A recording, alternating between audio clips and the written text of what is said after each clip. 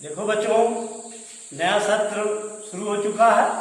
आज हम क्लास 8 की जो है मैथ का चैप्टर 1 शुरू करने जा रहे हैं। चैप्टर 1 में जो है परिमेय संख्याओं के बारे में दिया गया है। पहले आप जानेंगे परिमेय संख्याएं।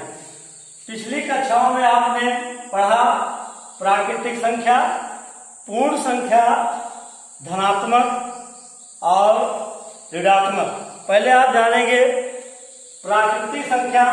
प्राकृतिक संख्या जो है 1 से शुरू होती है। 1, 2, 3, 4, 5 ऐसे जो है आगे तक क्रम जो है प्राकृतिक संख्या का बढ़ता जाता है। दूसरा है पूर्ण संख्या। पूर्ण संख्या जो है बच्चों 0 से शुरू होकर के 0, 1, 2, 3, 4, 5 ऐसे इसका भी जो है क्रम आगे बढ़ता जाता है। अगला है पूर्णांक। पूर्णांक जो है इन्हीं प्राकृतिक और पूर्ण संख्याओं से मिलकर बनाए बनते हैं।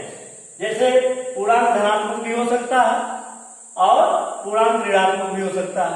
जैसे आप यहां देखिए 1 है, 2 है, 3 है, 4 है, ये धन पूर्णांक माने जाएंगे। यहाँ पर -1 है, -2 है, -3 है, -4 है, ये जो है ऋण पूर्णांक माने गए। सभी परिमेय संख्याएं जो है इन्हीं ऋण और धन पूर्णांकों को जो है मिलकर बनती है। अब आप जानिए परिमेय संख्याएं किसे कहते हैं।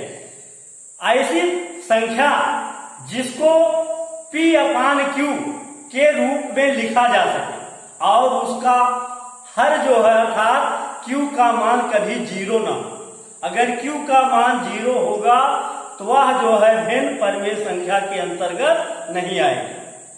तो ऐसी संख्या जिसको हम P/Q के रूप में लिख सके और Q का मान जो है कभी 0 ना हो। जैसे हम एग्जाम्पल के तौर पे आपको यहां दिखाएंगे। जैसे आप लिख लीजिए बच्चों 7 है, 5/6 है, 7/8 है और 11/13 है। यहाँ जो है 7 केवल सिंगल संख्या दी गई, यहाँ पर हम 7/1 भी लिख सकते हैं। तो ऐसे आपको ध्यान देना है कि परिमेय संख्या वह भिन्न होगी जिसका अर्थात जिसका हल जो है 0 ना हो। तो आपने देखा बच्चों प्राकृतिक संख्या 1 से शुरू होकर के इसका क्रम आगे तक बढ़ता जाता है। पूर्ण संख्या 0 से शुरू होकर के जो है इसका क्रम आगे तक बढ़ता जाता है। पूर्णांक जो है इन्हीं प्राकृतिक और पूर्ण संख्याओं से मिलकर तथा धनात्मक और ऋणात्मक से मिलकर बनते हैं। अब आप जो है इस चैप्टर का क्वेश्चन 1 जो है आप देखेंगे। दिया है कि उचित गुण धर्मों के उपयोग से, पहला क्वेश्चन आपका है,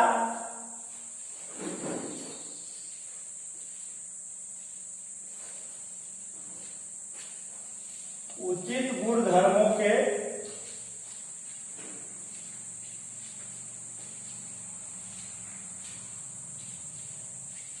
उपयोग से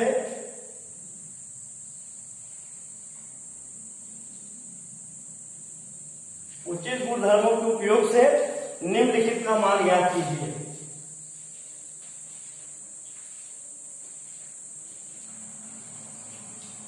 निम्नलिखित का मान ज्ञात कीजिए।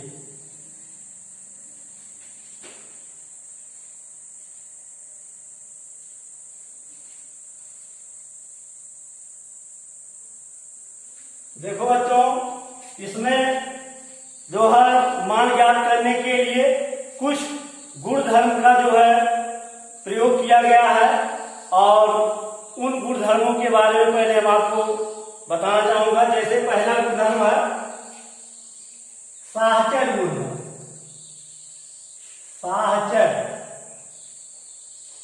साहचर्य प्रगुण। दूसरा है वितरण प्रगुण। पहला है साचर प्रगुण और दूसरा है वितरण प्रगुण। अब आप देखेंगे कहां पर जो है साचर प्रगुण का प्रयोग होता है और कहां पर बच्चों जो है वितरण प्रगुण का प्रयोग होता है। साचर प्रगुण जो है जहां पर हम संख्याओं का योग करेंगे और जहां पर हम संख्याओं का गुणा करेंगे तो वहां पर साचर प्रगुण का प्रयोग किया जाएगा। अब आप वितरण प्रगुण को आप देखेंगे, जैसे कि एक एग्जाम्पल हम ऐड में दे रहे हैं, दिया गया है a plus B equal to होता है b प्लस a। इसको आप लिख सकते हैं 2 प्लस 4 इक्वल टू होता है 4 प्लस 2 इक्वल टू 6। इसी के तौर पर आप एक मल्टीप्लाई का आप देख लेंगे, a into B equal to होता है b into A equal to 2 into 4 equal to हो जाएगा 4 इंटू 2 इक्वल टू 8। देख रहे हैं बच्चों, हम क्रम बदल दे रहे हैं। क्रम बदलने पर योग में कोई जो है फर्क नहीं पड़ रहा है। उसी तरह जो है हम मल्टीप्लाई गुणा कर रहे हैं तो जो है गुणनफल भी जो आ रहा है समान आ रहा है, चाहे उसका आप जो है क्रम बदल दीजिए। वितरण प्रगुण के अंतर्गत आप देखेंगे पहला है a ब्रैकेट में है a plus C equal to होता है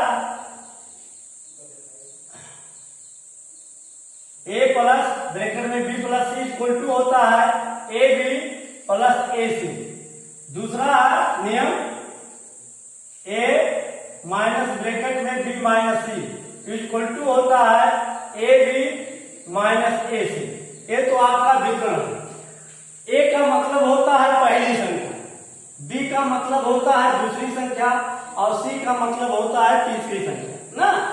अगर ऐसा लिखा गया तो हम इसको ऐसा ले लेंगे। जैसे देखिए बच्चों, a इसमें भी है इसमें भी है, एक कॉमन माना जाता है, एक को हम बाहर ले लिए तो यहाँ पर बच्चों बचा b और यहाँ पर बच्चों बचा c। तो b और c जो बचा इसको हम ब्रैकेट कर दिए। यहाँ a b माइनस ए सी आया है तो दोनों में कॉमन जो है एक कॉमन है, ए मैंने बाहर ले लिया।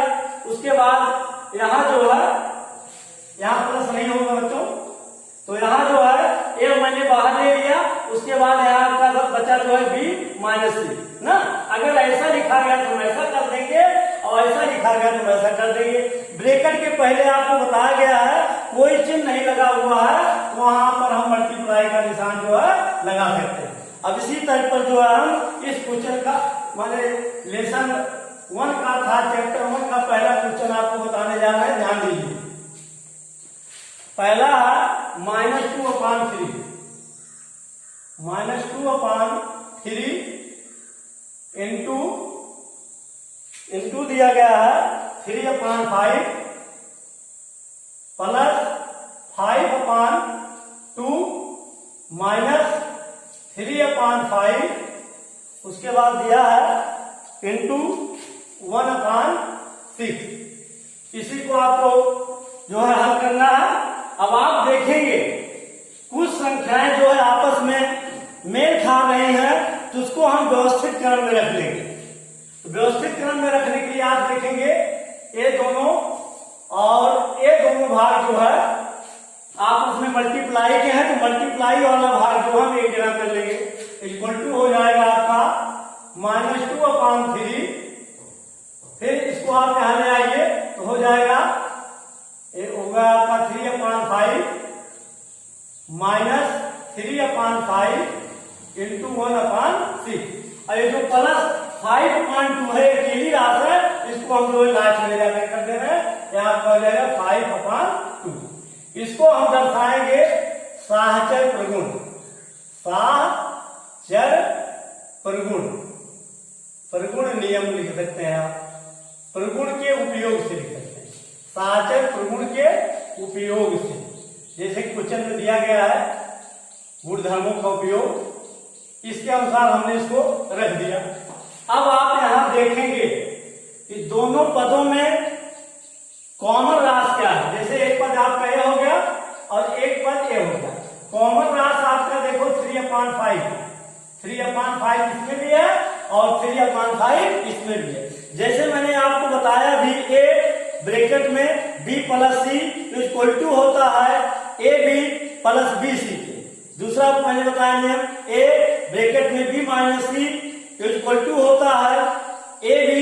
माइनस ए सी की, उसी के अनुसार आप करेंगे। इसमें दोनों में काम है क्या है, -3/5। तो -3/5 आप बाहर ले लीजिए ब्रैकेट, आपका यहाँ क्या बचा हुआ है, -2/3। अब यहाँ पर आपने 3/5 जो कॉमन ले लिया, यहाँ माइनस बचा है, माइनस में यहाँ प्लस है, तो आपका आ जाएगा -1/6। उसके बाद आपका बचा क्या है, +5/2। इसको आप उतार लीजिए। अब जो आप लिख रहे हो इसको आप दर्शाएंगे वितरण प्रगुण के उपयोग से, वितरण प्रगुण के उपयोग से, वितरण प्रगुण के उपयोग से। अब देखो बच्चों, 6 और 3 का हम जो है एलसीएम लेंगे। 3 और 6 का एलसीएम 6 होता है, और 3 से 6 में जो है डिवाइड करेंगे तो आपका आ जाएगा 2, और 6 से डिवाइड करेंगे तो 1 आ जाएगा। अब इसी को जो है ऊपर वाले मल्टीप्लाई कर देंगे, 2 2 जा 4, -4 आ गया, 1 1 जा 1, -1 आ गया। एलसीएम आपका 6 था, ब्रैकेट आप बंद कर दीजिए। अब यहाँ पर आपका 5/2 हो गया, यहाँ = हो गया 3/5। अब देखिए बच्चों, यहाँ माइनस है, यहाँ भी माइनस है, माइनस माइनस का प्लस होता है, तो -4 में हम -1 ऐड कर दिए, आपका आ गया -5/6 प्लस 5/2।